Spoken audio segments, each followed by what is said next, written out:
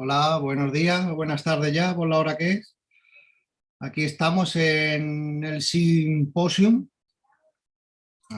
Estamos en el Seamposium, el ciclo de conferencia de los institutos marinos del Consejo Superior de Investigación Científica.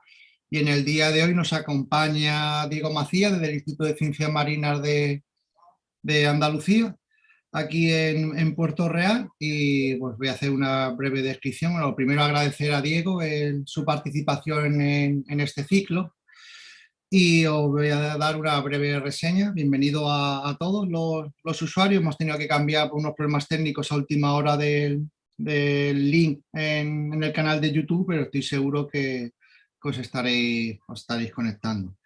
Entonces, como decía, Diego Macías es compañero y amigo aquí del instituto, estudió Ciencia del Mar en la Universidad de Cádiz y se ha incorporado recientemente como científico titular tras trabajar más de 7 años en el JRC, el GRC, el Centro de Investigación Común de la Unión Europea en el norte de Italia, donde ha desarrollado el Marine Modeling Framework de la Comisión Europea.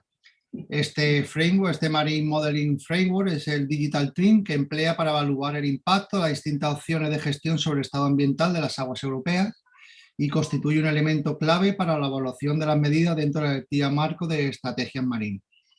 Diego Macías ha publicado más de 80 artículos en su carrera de investigación en revistas internacionales y es coautor de más de 20 informes científico-técnicos del GRC sobre la aplicación de estos modelos de los Digital Twins en la aplicación a la gestión. Entonces le dejamos la palabra a Diego, dará una presentación alrededor de 40-50 minutos y posteriormente habrá un turno de preguntas que yo actuaré de moderador y lo mejor es que la vais escribiendo en el chat del YouTube, del canal YouTube del instituto, y entonces al final pues las iré leyendo y se las iré preguntando a Diego y él gustosamente las irá respondiendo en directo, ¿vale? Si es que pues nada, de nuevo agradecerte, Diego, tu tiempo y seguro que es súper interesante la charla. Muy bien, gracias Gaby por la introducción. La charla la voy a dar en inglés, en caso de que tengamos algún escuchante extranjero. Voy a compartir la pantalla, espero que se vea bien.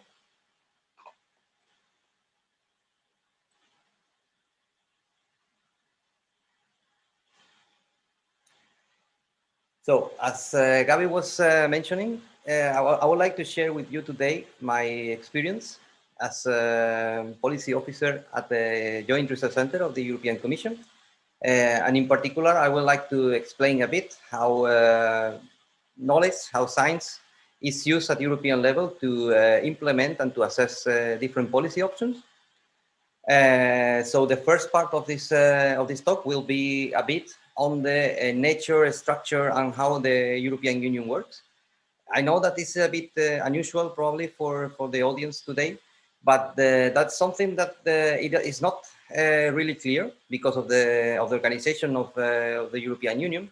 But I think it's quite useful to know how things work at European level and how the work that we are doing in our research institution, in our daily work, is useful and is used actually in order to make a decision at European level. So when one thinks about Europe, the first thing that comes to our mind is that it is a very complicated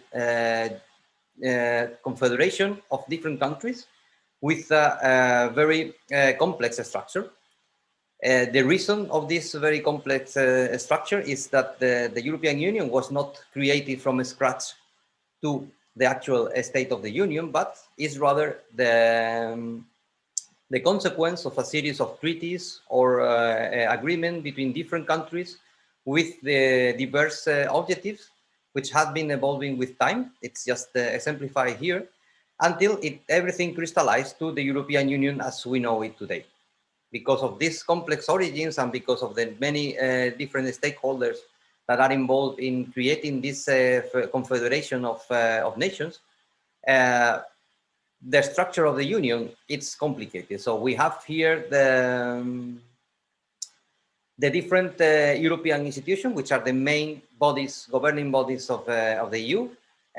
You might be familiar, or you will be familiar with some of them, like the European Commission or the European Parliament. But at the same level of importance, we can find some other structures and bodies like the European Court of Auditor, the Central Bank, or the Court of Justice. So it is fairly complicated, but I would like to, I'm not going to give you a talk about the structure and function of the European Union, but rather to go to the details on how European policies are made, how are they evaluated, and what is the role that the science, and in particular marine science, plays in all this process. So in order, the normal functioning of the European Union when it comes to create a law, a legislation, it's called the ordinary legislative procedure, which is a series of steps. So always start with the Commission. The Commission is the technical body of the European Union. It's made up with experts in many fields. It can go from law to environmental sciences to human sciences. So the Commission makes a proposal. It can be because the Commission has are willing to do something, or because some member states has asked the Commission to make a proposal on some particular issue, or because the society is asking for action in some aspects. So this proposal is then sent to the Parliament, who make a position or an opinion. Then this is sent to the Council. The Council also can approve it or propose several corrections, which is then sent back to the Parliament, who can reject or accept the correction, and everything is sent back to the Commission. So the Commission evaluates the proposal, and with the assessment of the experts, make amendment, changes, or it rejects the changes that has been proposed by the political bodies, and then everything is sent back to the Council. So the Commission is the central player in any implementation of any policy, and as I was already mentioning, the staff of the Commission are mostly experts. So they are functionaries, they are civil servants who are expert in many fields, which are the fields of competence of the Commission. This is already a complicated thing to do. So it has many steps. It has to come from backward and forward. But this is not the end of the story. So once an European legislation is approved, it goes to a continuous process of evaluation and improvement, which is called the better regulation.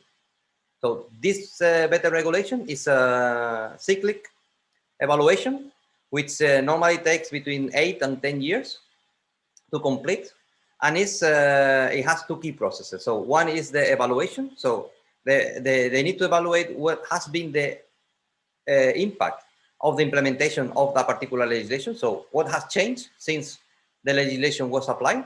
And then they have also the impact assessment. So these are future projections. So what will be the impact of the full implementation of the policy? What will be the consequences of, for example, stopping this policy altogether, or using different options? So do we need to improve it? Do we need to make it more relaxed, etc., etc.? So looking into the future.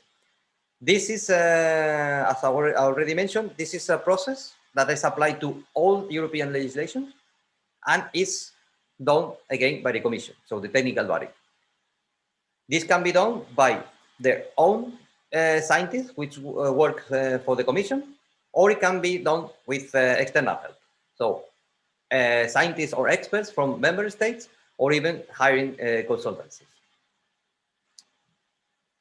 This evaluation again is knowledge-based. So in our field, in the environmental field, it will be always based on science, so in scientific knowledge. And in this process, the JRC, the Joint Research Center, plays a key role. So JRC, for those who don't know, is a Director General of the European Commission. So it's an integral part of the Commission, but it is mainly composed by scientists. So people working there, the staff of the JRC are 90% scientists, expert in many different fields, all the fields in which the Commission has a responsibility. I will come a bit later about the JRC. So This process, this better regulation already mentioned, is applied to all European regulations, and for us as environmental scientists, that imbricates very well with the Green Deal. So the European Green Deal, you are all familiar with that, is this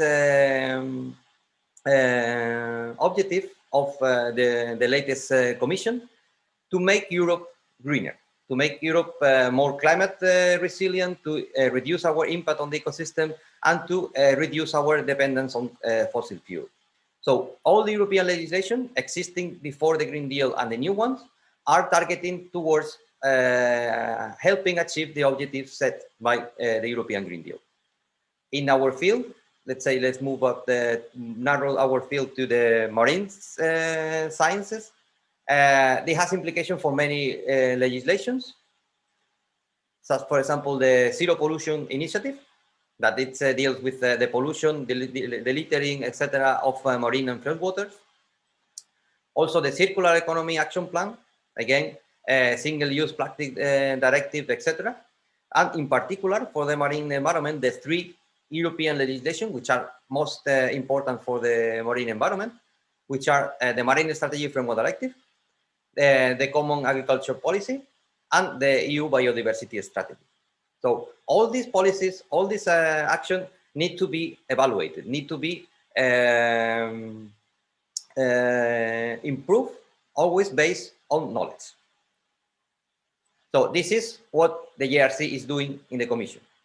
So JRC is the Science and Knowledge Service of the Commission, and its mission is to support EU policies with independent evidence. So it has not a political agenda, it is totally objective, and is based on knowledge. So the main aim of the JRC is to produce knowledge which is first class scientifically, but also fully policy relevant.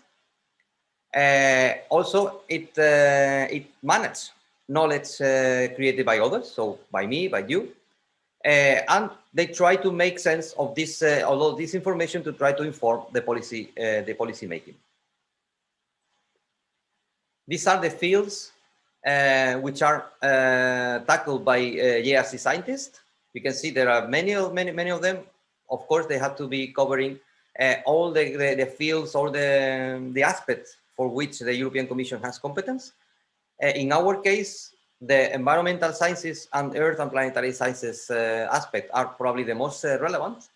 And at JRC, this type of research is mostly done in Directorate D, which is the Sustainable Resources Directorate. And in particular for the marine environment, it's dealt with by the unit D2, which is the Water and Marine Resources unit. There you can find different groups working from aspects related with the fisheries, so the Common Agricultural Policy. There is also expert in the biodiversity, invasive species, environmental status indicator like the ones that are contemplated in the Marine Strategy Framework Directive, etc. But everything is concentrated in this unit D2.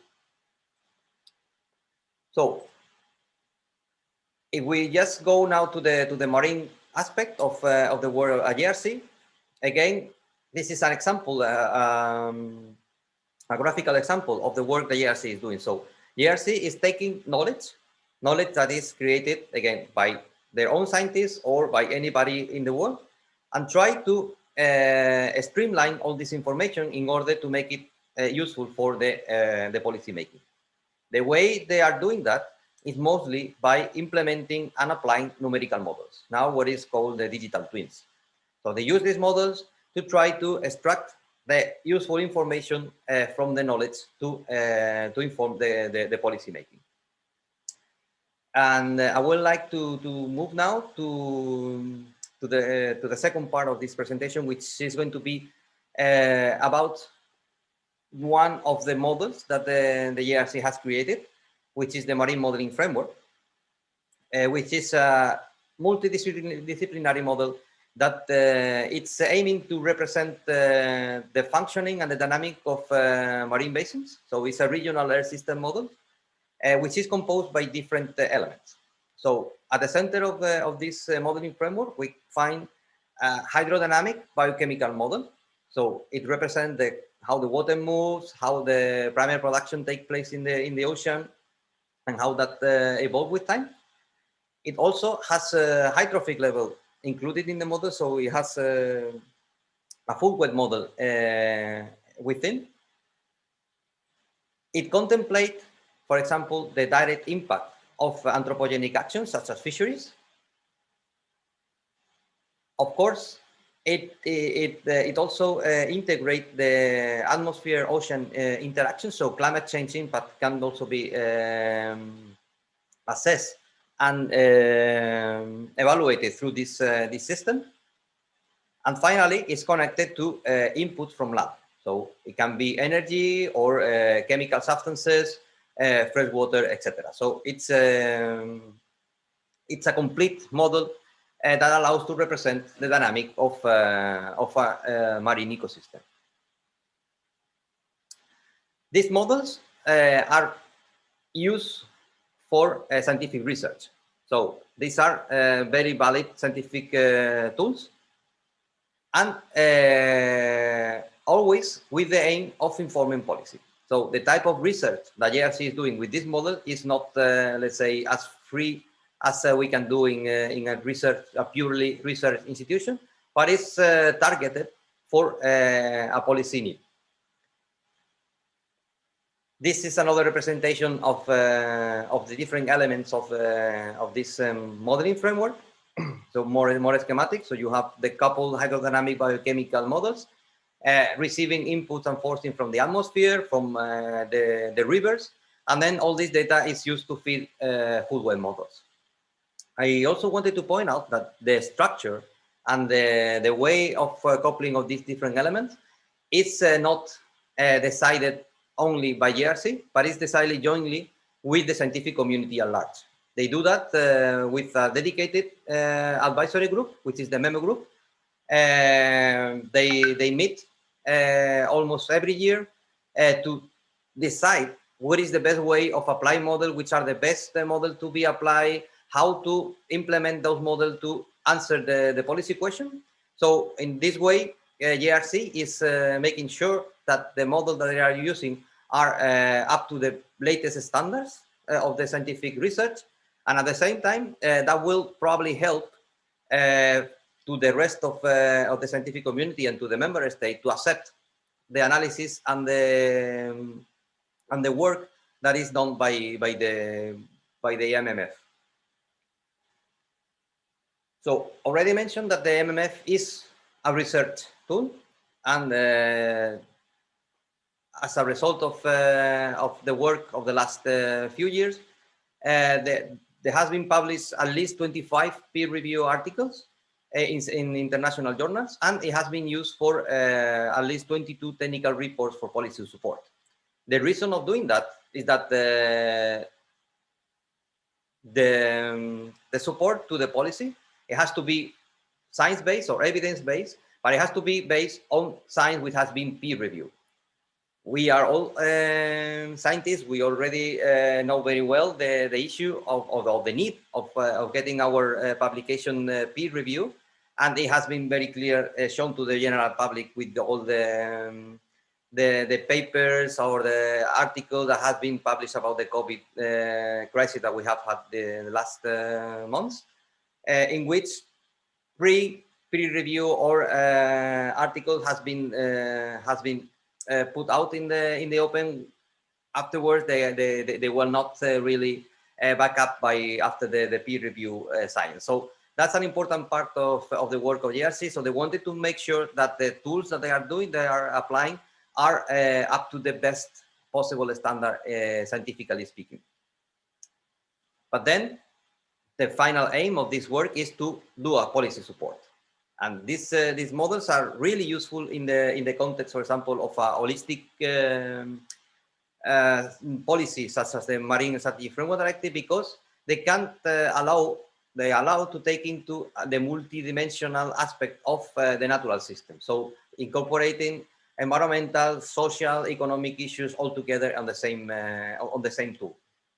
That's why this is one of the major tools that it's involved in the MSFD evaluation cycle, which is the new cycle is due by 2023.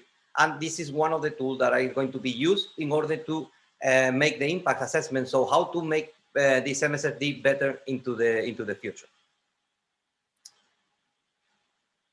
The marine modeling framework has been implemented to the different European regional seas. So for the Mediterranean Sea, the model is fully implemented and developed. So we have the hydrodynamic, the biochemical, and the food web components already working. While for the Black Sea, North Sea, and the Baltic Sea, the food web component is still under development, but the hydrodynamic and biochemical parts are fully operational. For the Iberian Seas and the North and East Atlantic area, that is the latest implementation, and is still under development. Now I would like to move to the final part of this presentation by showing you some concrete examples on the application of the EU Marine Modeling Framework for policy needs. But before going into the details, I want just to stress that in each one of these cases, there is at least one or two scientific peer review publication backing up this result. I will not go into the details of the publication because I would like to concentrate more on the political, or not the political, but on the policy side of this work. So I will start with an example regarding the water abstraction. So changes in the water flow into the marine environment.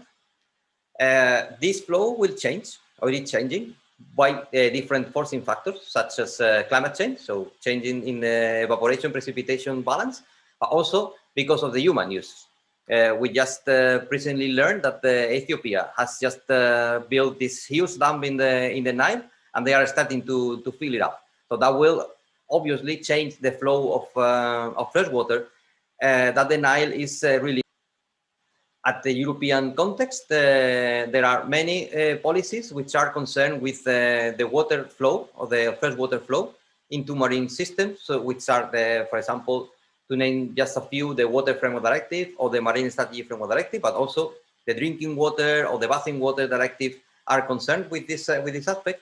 So in this particular application, GRC wanted to test what will be the impact on the Mediterranean marine ecosystem provoked by an alteration of the river freshwater flow associated with climate change.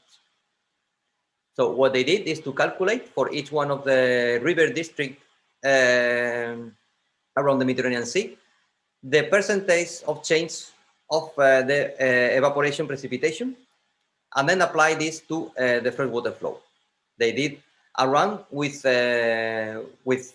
constant river into the future till the end of this century, and then another run by modifying the freshwater flow by these percentages that you can see in the screen. What they found is that the hydrological modifications are quite limited in the space. So this the first map is the sea surface salinity anomalies. So the with and without the changes in the freshwater. The changes are small and localized nearby the bigger rivers. However, biochemical impacts are much more widespread. So the second map is the chlorophyll A anomalies. And you can see that there are colors throughout the entire Mediterranean Sea. This is due to an alteration of the vertical stability of the water column, and hence on the strength of the mixing, the vertical mixing, and the amount of nutrients that were injected into the euphotic layer.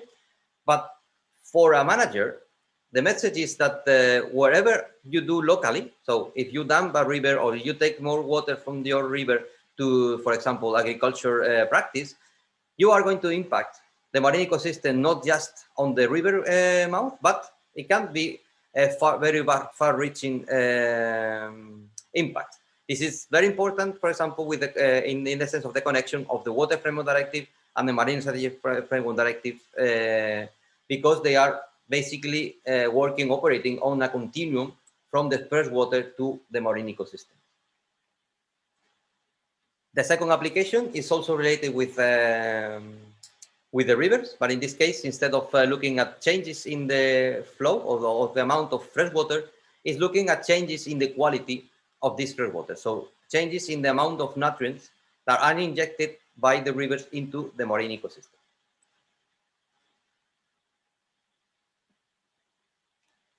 This allochthonous nutrients input from the river waters is one of the major sources of pollution and the major cause of eutrophication in coastal areas. In this case, the number of directive or legislation, European legislation implicated is very wide. So again, we found the Water Framework Directive, the Marine Strategic Framework Directive, but also of concern is the Urban Wastewater Treatment Plant Directive, the Common Agriculture Policy, Nitrates Directive, etc., etc. So what they wanted to do with this application is to really quantify which is the impact of the riverine nutrients on the marine ecosystem in the Mediterranean Sea. To do that, they concentrated their attention in these three regions and in the Northern Mediterranean Sea, which are the Northwest Mediterranean, the Adriatic, and the Aegean Sea, in which you find typically high chlorophyll level. This is satellite image climatology. So you find here relatively high chlorophyll levels with large river inputs.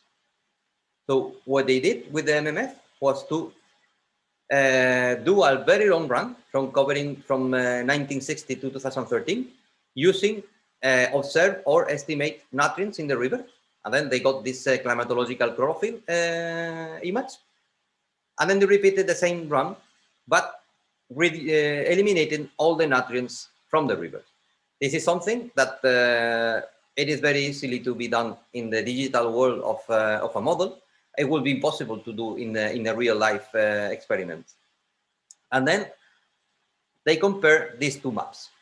So what they found is that the impact of the nutrients is very different in the different regions. So it's very important for the Adriatic, it's really important for the Aegean, but it's not that much important for the Northwestern Mediterranean Sea. So the production that you can find here is basically supported by oceanographic processes, so mixing within the marine ecosystem. They also found, for example, that the nutrient, the specific nutrient responsible for the production in the different regions is different. So for the Adriatic, the reduction in chlorophyll is due to a reduction in phosphate, while for the Aegean Sea is the reduction in nitrogen, the one that is very important.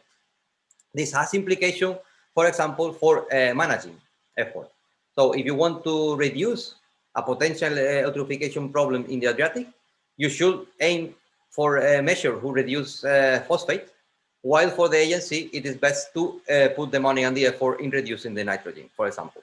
This is an experiment that was also repeated for the rest of the European basins, also incorporating not only this marine modeling framework, but also other models coming from different institutions around Europe. And they found very similar conclusions in the Black Sea, in the North Sea, and in the Baltic Sea. It's very important not only to reduce the nutrients, but to maintain the ratio between nitrogen and phosphate in a correct level, which is an information that is probably very useful for anybody who is thinking of managing this type of pollution in their rivers. Then we will move to one of the hot topic on marine pollution nowadays, which is the presence of floating litter and particularly plastics in our seas and oceans. We are all sadly familiar with this type of images. We know that floating litter and in particular plastic is a global issue, and it has ecological, economical, and health implications. So we need to do something to try to reduce this very pervasive form of pollution. And the JRC wanted to see if the modeling framework can provide input to all these policies, which are related to fighting against litter pollution. So what they did is to test if the MMF was able to simulate the dispersion and accumulation pattern of floating litter. And they used the Mediterranean Sea as a test case. They did so by two different types of approach. On the first one, they started with an homogeneous distribution of litter in the Mediterranean Sea, and then they run the model and they see where the litter was accumulated. They did this type of analysis, and then they find out that the accumulation zones are very dependent on the season. So they change from summer to winter. And that's, for example, a very useful information if you want to go out to the sea and clean up and remove plastic. The model can inform you where is the best season and the best area to go and to try to clean up the litter from the sea. But also, they use this simulation to assess where this floating litter that was homogeneously distributed in the Mediterranean Sea will most likely end up in the beach. So you can see where the accumulation of litter at the beach can occur. So that was the first test case. So that was a demonstration because that compared quite well with the survey data. So the MMF and the Lagrangian tool that they have incorporated in there could be used to track the dispersion of floating litter. And actually, this is an approach that has been already applied and published for the Black Sea, and is now under development and being tested for the North Sea and the Baltic Sea. Also, in this field of the litter pollution, they wanted to test a different aspect. So what they wanted to see is how much of the litter that you can find in a particular country coastline is generated in that particular country and how much is coming from abroad. This is a question that was asked by member states because they very recently signed an agreement to reduce the presence of litter on the beach to a maximum of 20 items per 100 meters of coast. Some member states were very rightfully concerned about the transboundary litter. So litter that were arriving to their coast, but it was not generated by them, but it was coming from somewhere else. Because in that case, if you have a lot of your litter coming from abroad, there is the range of options that you have to fight against this pollution are much more limited. You cannot reduce the litter in their origin. So what they did with the MMF was to start a simulation in the fashion that is shown in the map. So releasing litter in the coastal areas and assigning this litter to each one of the countries, which are the colors in this case. And in this particular simulation, what they did was to integrate the model backwards in time. Instead of moving the time forward, they move it backward. And then they got this type of result. These are the origin of the particles which end up in Italy. So that will be this yellow area in the left map. So there is a lot of particles which are generated in Italy, within Italy, which is quite normal and expected. But also there is a lot of litter which is coming to Italy, being originated in France, in Spain, in Morocco, Algeria, etc. So they repeated this experiment for all the European countries for 11 years of hydrodynamic data, and they come to the conclusion that almost 30% of the coastal litter in the Mediterranean Sea is transboundary litter. So it's originated in another country to the one that is found in the coast. So that's a very important message, because it is clearly demonstrating that there is no boundaries in the sea. So whatever you put in the marine environment will move freely. There is no barrier to the distribution, and we need then to work together in order to reduce the pollution of plastic. That's particularly true in this basin, in which we found European countries, we found Middle East countries, and North African countries with very different socioeconomic realities. So we need to bring everybody on board if we really want to reduce the plastic pollution for this particular basin.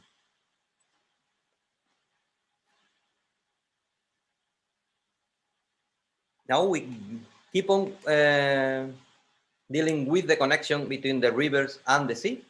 But in this case, we move from the plastic pollution to chemical pollution. Chemical compounds dissolved in fresh water will enter the ocean, and then they can disperse or accumulate in the marine environment.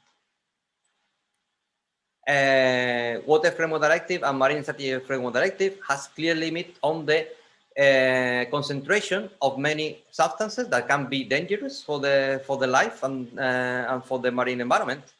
So JRC wanted to see if the MMF could be used to simulate the dispersion and accumulation of dissolved substances in the marine ecosystem. They did this type of simulation. So this is the dispersion of dissolved substance that is introduced in the sea with the fresh water. So in principle, the MMF could be used for this aim. Then the problem, of course, is that each chemical substance has a different behavior in the water. So you will probably need to build a particular or a specific model for each one of the substances of concern. But also a very nice thing that you can do with this approach is that you can backtrack, or you can flag the origin of each one of these particles, so of these substances, so you can see which river is contributed to the pollution in which area. So you can separate the origin and the accumulation of the pollution, which is also a very important message to be given to managers in order to prioritize the efforts. Now we move from the Mediterranean Sea and we go to the North Sea with a very concrete, and I think it's a very nice example on how this type of digital twins can be used to inform a policy option or a management option. So in this case, it was used to assess how the SOx emission from the shipping industry could impact the carbonate system in the North Sea. So I would like to give you a bit of background information. The shipping industry, the big cargo ships, typically use very low quality fuel because it's much cheaper than the gasoline that we are using in our cars. But they release a very high number of different substances, among which are the SOx compounds. These SOx compounds, when they are released into the atmosphere, can combine with the water, resulting in acid rain. That's why in certain areas in which the acid rain is a problem, such as the Baltic Sea or the North Sea, there was a mandate by the Commission to reduce the amount of SOx that was produced by the shipping industry. The idea of the legislator was that for the ships operating in that region, that they will shift to higher quality fuel. However, that of course will increase much more the cost of the shipping. So the industry came up with a different solution that was to use scrubbers. So a scrubber is a system which just bubble the exhaust gases through the water and then clean up from some compounds these gases, and then they release it into the atmosphere. Of course, it cleans up the atmosphere, but it introduces in the sea all these compounds that are transferred from the gas to the water. So the question that was posed to JRC is that if they can quantify the impact of this transfer of SOx from the atmosphere to the water on the acidification of seawater.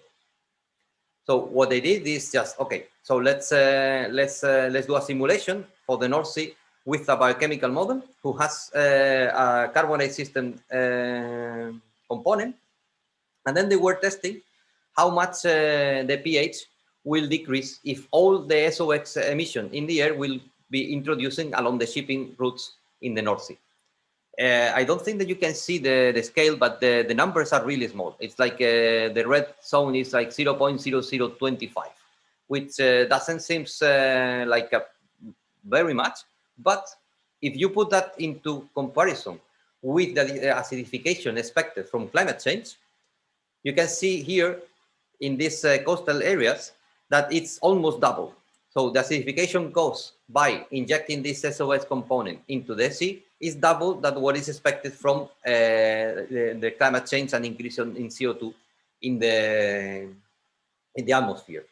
So what it was, the consequence of this study was that the shipping industry was allowed to use scrubbers, open loop scrubbers, so the ones that are just releasing this water into the sea when they are far away from the coast, and particularly far away from rivers. But when they are close to the river, close to bigger ports, they have to use the closed cycle scrubber. So they have to keep this water on board and only release it either at the harbor to a specific facility or when they are far away from the coast. Now we move to climate change and ecosystem. So also, unfortunately, we are living in what is called now the Anthropocene, and climate change is a reality. It's happening, it's affecting our aspect of our life, and it's impacting marine environment. The problem to assess the impact of climate change on the marine environment is that its ramification is very large. So it affects multiple interrelated effects in a non-linear way. So we need models to try to understand which are the impact of climate change on the status and health of our marine ecosystem. For the policymaker, this is really a very important information and necessary information, because all policies are going to take place, all the measures that you are going to implement are going to take place on the background of the climate change, because climate change is happening and we are not reversing it. So the objective of, in this case, was to link the MMF with climate prediction models, so IPCC type of models, in order to see if they can provide this background trend, on top of which you can then test the different policy or management options. So it has been done a few years ago with the CMPI5 models. Now they are working with the new CMPI6 models. And I will just briefly mention one result for the Mediterranean Sea. I think it's a bit representative of what is the potentiality of this work. So these are water temperature, sea surface temperature in the Mediterranean Sea for the different scenarios. So they tested different global circulation model, different RCP scenarios. In all of them, the Mediterranean temperature is going to increase, which is not big surprise. But then they were also testing or looking at the changes in the biochemistry. So this is net primary production in the different scenarios, which doesn't change that much, neither in time or between the different models of the different RCP scenarios. The reason of this, let's say, relative flat evolution is that the trends are different in the two in different regions in the Mediterranean Sea. So the models are predicting a decrease of productivity in the west, while they are predicting an increase of productivity in the east. Everything is related again with the changes in the vertical stratification of the water column. In the west, warming is the dominant effect over salinification. So vertical stratification is increasing, while in the east, salinification is the dominant mechanism. So that is decreasing the vertical stratification and facilitating the mixing in the water column. The good thing about this is that the MMF is linked, so it's ready to be linked to climate model, and it has been used and is being used for creating this baseline or background trend for the different European seas. Finally, and related with this one, it's an example about fisheries, how this MMF can produce information that is relevant for the managing of fisheries. So fisheries are also going to be changing and affected by climate change, by pollution, by the presence of litter, etc., etc. But it's also very much controlled or affected by our actions, so by the fisheries. The major policy that is related with this human activity is the common fisheries policy, which is a very important piece of legislation controlling the way that the European countries should be fishing. But also, commercial species is one of the descriptors of the MSFD, and is the fishing activity is one of the major economic engines of the blue growth. So that's a very important issue for many stakeholders throughout Europe. And what they try to do is that to use the MMF to assess the impact of different fishery management options on the context of the changing climate. So again, we will have probably evolution of a fish stock because of changes in environmental conditions. So how can we better adapt the fishery sector to these changes? So what they did is just to test different scenarios, different fisheries scenarios over these changes in biomass only due to climate change. So testing the business as usual. So we continue to fish as we are being fishing the last few years. Then there is the common fisheries scenario. So the catch at the maximum sustainable yield, which is this concept of the maximum rate that you can take fish out of the sea. And then some other options that are also contemplated in the legislation. I will not go much into the detail, just giving you an example, which is about the European hake, a very important fisheries in the Mediterranean Sea, and only looking at the RCP 4.5. So link to, and this is for the common fisheries policy scenario. So link again with the changes in productivity that we saw in the biochemical prediction before. The models are predicting an increase of hake in the east, while in the west there is a decrease or let's say leveling up of the fish catches. That's information important, for example, for fisheries, because fisheries are not moving that much, so the fleets are operating in a restricted area. So if models are predicting that that particular resources is going to decline in the future, it is very useful information for a manager in order to adapt to this likely change in the next decades. So wrapping up this this presentation, I hope that I was able to convince you that the EU policies are relying very much in science from the moment that they are implemented to the evaluation and modification. Science and knowledge is a basic part of this process. For doing that is done by the European Commission in particular. They use both knowledge that is generated in-house and knowledge that is generated outside, so generated by you, by me, by our peers. So I think that is quite nice to see that our research does matter. So it's not just that we are doing that because we love it and then that will be read by a bunch of colleagues throughout the world, but it is an information that at the end of the day or after a while will contribute to make our life and the life of our society better, and also at the same time that taking care of our resources and our ecosystems. And in this sense, I would like to finish the presentation by mentioning that JRC has just signed a collaboration agreement with JRC for the specific purpose of cooperation in the field of marine research. So this is a collaboration agreement that will last for at least 5 years. It's open to any CSIC researcher. And the idea is to increase the collaboration between the two institutions in aspects that are of common interest.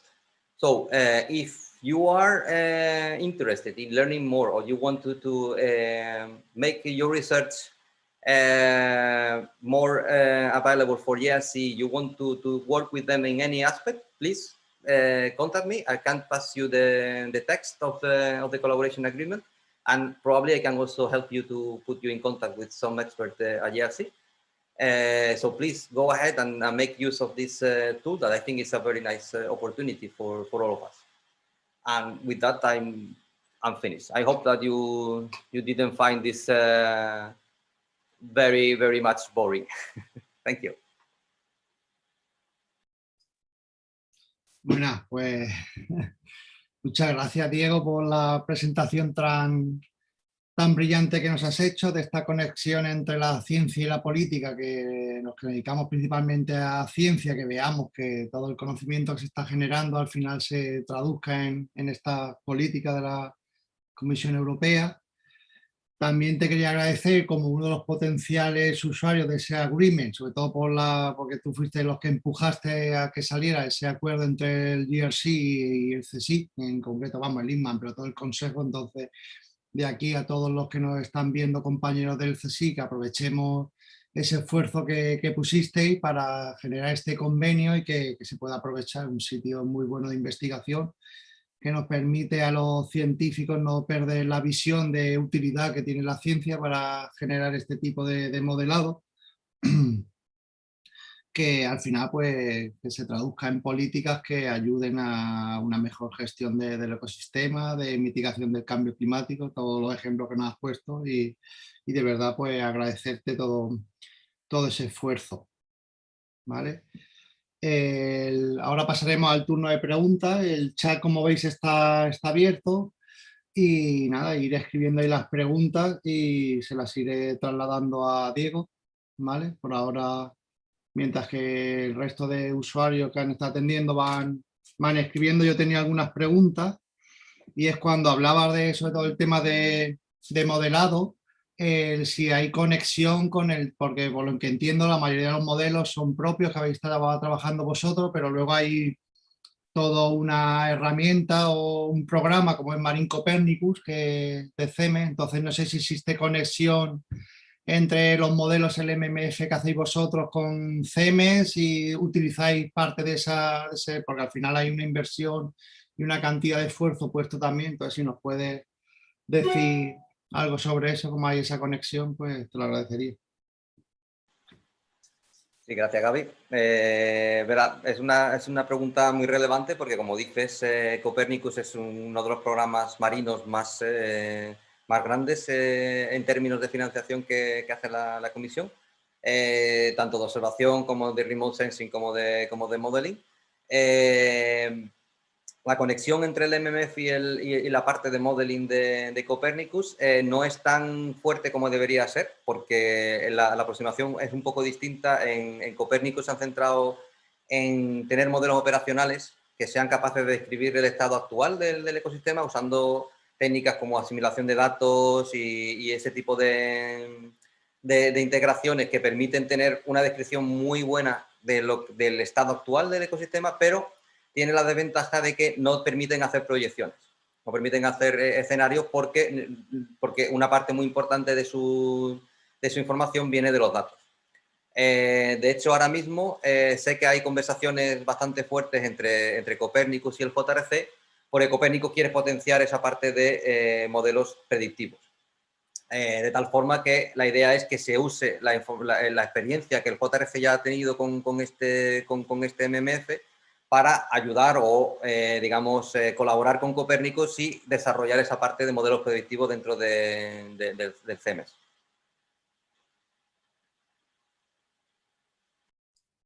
Perfecto, y viendo otra. Vale, otra pregunta, porque casi todos los ejemplos que ponías eran del Mediterráneo, la mayoría, exceptuando aquel que hablaba de contaminación atmosférica y barcos. ¿Hay algo concreto porque está muy enfocado al Mediterráneo, porque es una zona de interés prioritaria a Europa, o cuál es la razón? Vale, sí, también. A ver, hay dos razones. Bueno, la razón principal es que cuando yo empecé a trabajar en el JRC fue en 2013, se priorizó el trabajo en el Mediterráneo porque era la cuenca, junto con el Mar Negro, donde había menos información de modelos. Tanto el Mar del Norte como el Báltico, había ya muchos grupos a nivel europeo que estaban trabajando, que tenían modelos digitales, modelos que representaban los ecosistemas, mientras el Mediterráneo estaba un poquito más huérfano, digamos. Entonces, cuando se decidió las prioridades, se decidió invertir más en esta cuenca, que era la que necesitaba un poco más de ayuda. Eso ha derivado en que siempre se ha trabajado primero en el Mediterráneo. Con lo cual, todos los modelos, todos los módulos, las aproximaciones se han hecho primero en el Mediterráneo y después se han trasladado a las otras cuencas, porque también, claro, cuando yo empecé en 2013 éramos solamente 3 personas trabajando en este tema. El grupo fue creciendo en el tiempo y se fueron incorporando más cuencas. Y es por eso que el Mediterráneo es, digamos, la cuenca estrella del MMF, simplemente porque se empezó a trabajar antes. Pero todo el tema de hidrodinámica, biogeoquímica y de polución por plástico está ya implementado tanto en el Mar Negro como en el Báltico como en el Mar del Norte. Vale, aquí viendo el chat, que si alguien se anima que escriba, ¿vale? Estoy siguiendo por aquí. Y otra preguntita que me surge al hilo de este: ¿existen otros países, otros sitios que estén interesados en este tipo de Marine Framework que habéis creado aquí en la Comisión Europea para poder exportar ese tipo de herramientas a nivel, yo que sé, continental o a nivel de país, ¿no?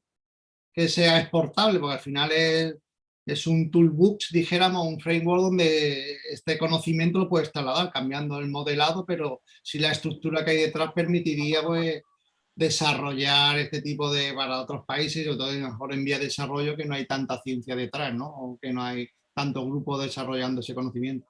Sí, claro, lo ideal sería, por ejemplo, en cuencas que compartimos con otros países, como mencionaba antes, Mediterráneo o el Mar Negro, donde muchos de los países ribereños no tienen la capacidad para generar este tipo de conocimiento, que esta herramienta se ponga a disposición de estos países. Después, aplicarlo a otras regiones lejos de Europa, en principio el JRC no estaría interesado en eso, porque su misión es asesorar políticas europeas. A no ser, por ejemplo, sí que se estuvo hablando durante un tiempo de aplicar este tipo de aproximaciones a la zona ártica, porque no es europeo, pero es una zona donde geopolíticamente interesa tener ese tipo de herramientas para poder informar si en algún momento la Comisión Europea o la Unión Europea tiene que tomar alguna decisión allí.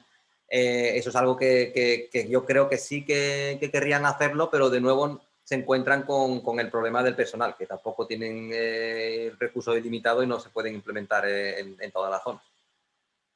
Vale. Y bueno, yo creo que si no hay en el chat pregunta, una última, más al hilo de lo último que dice, falta de personal, y si hay jóvenes investigadores viéndonos en el canal online, si existe posibilidad o cómo para jóvenes investigadores pueden acabar, igual que fuiste tú hace años en el JRC, si nos puedes hablar un poco de la política de contratación, si hay becas, si hay contratos para postdoctorado, predoctorado, algo relacionado con el tema laboral, por si hay alguien que interese. Vale. Bueno, ahora mismo el tema de personal en la comisión está un poco bajo mínimo, porque evidentemente tienen que reducir el número de staff por el Brexit. Han reducido el número de Estados miembros, con lo cual la comisión debería también de menguar. Sí que, por ejemplo, a nivel de JRC existe la posibilidad de hacer estancias que son una especie de becas más enfocadas a personas que están haciendo la tesis, por ejemplo. Después, a la hora de ya a nivel postdoc, ahora mismo, como te digo, existen pocas opciones, porque las becas que existían antes o los contratos postdoctorales que existían antes ya no existen, y la única forma de incorporarse sería a través de un contrato de contrato a ley. Pero si hay alguien que está interesado, que le apetecería tener algún futuro posible en este ámbito de la interfaz entre la ciencia y la política, yo le recomendaría que se metiese en la página del JRC, que mirase las opciones de trabajo y que se inscribiese. Es una especie de bolsa de trabajo como la que tiene el CSIC. Bueno, tú presentas tu currículum, tú tienes que definir muy bien tus palabras clave, porque es esta base de datos la que se usa para reclutar a gente como contrato a ley o como cualquier otro tipo de contrato. No cuesta nada, es una aplicación online que puedes subir y nunca se sabe qué oportunidades pueden surgir de allí. De todas formas, si alguien realmente quiere hacer una estancia allí porque le interesa mucho hacerlo y está trabajando, está haciendo la tesis en el CSIC, el acuerdo de colaboración contempla el intercambio de personal. Posiblemente no haya posibilidad de financiar, porque este es un acuerdo de colaboración que no tiene dinero, pero a través de esa herramienta a lo mejor se puede acceder a algunos fondos de estos de las bolsas de trabajo que tiene el JRC, al menos para financiar la estancia allí. Si alguien está muy interesado en algún aspecto, que también se ponga en contacto conmigo y podemos discutirlo. Vale, muchas gracias. Y una pregunta que nos escribe Diego Álvarez del Instituto Español de Oceanografía y nos indica que a pesar de que los modelos dan mucha información, también pueden tener mucha incertidumbre, eso por un lado. Y en segundo lugar, pregunta cómo se gestiona esta incertidumbre en el proceso de asesoramiento por parte del JRC y de gestión de la comisión. Sí, muy buena pregunta. Y es obvio que los modelos son aproximaciones y que el nivel de incertidumbre es alto. La forma que normalmente se está tratando este tema es mediante el ensemble, bien porque se usen varios modelos, distintos modelos de oceánicos o biogeoquímicos, de tal forma que se puedan evaluar cuáles son las tendencias comunes o dónde los modelos divergen o si los cambios son consistentes o no. O si no tenemos disponibles varios modelos, lo que sí se intenta es, por ejemplo, para hacer predicciones de cambio climático, es usar distintos modelos de circulación atmosférico y distintos escenarios de emisiones, de tal forma que, de nuevo, a lo mejor no se puede decir que el cambio va a ser de 0,5 unidades, pero sí que la tendencia general es a incrementar o a disminuir para buscar patrones comunes que sean consistentes. Gracias. Tenemos otra pregunta de Marta Álvarez sobre cómo encantaría ver cómo se definen e implementan los mecanismos de mitigación de la captura de CO2, acidificación y cómo se ayuda a definir una estrategia de la Unión Europea, incluso por países zona, apoyada por modelos y observación. Sí, es un tema muy interesante. Gracias, Marta. Como sabéis, el tema de la captura de CO2 por parte de los ecosistemas marinos es uno de los aspectos clave que se están explorando ahora, tanto a nivel de Estados miembros como a nivel europeo, por muchas razones, motivos por ejemplo, de protección de ecosistemas que pueden actuar como sumideros, pero también porque la cantidad de CO2 que un ecosistema natural de un Estado miembro, de un país en particular, pueda absorber, puede influir, por ejemplo, en las cuotas de emisión de carbono. Si tenemos un país en el cual se absorbe muchísimo carbono en su zona económica exclusiva, por ejemplo, esa cantidad puede ser incorporada dentro de los carbon trade emission y obviamente tiene implicaciones muy importantes económicamente, con lo cual no solamente es un aspecto ecológico, más es un aspecto político y económico.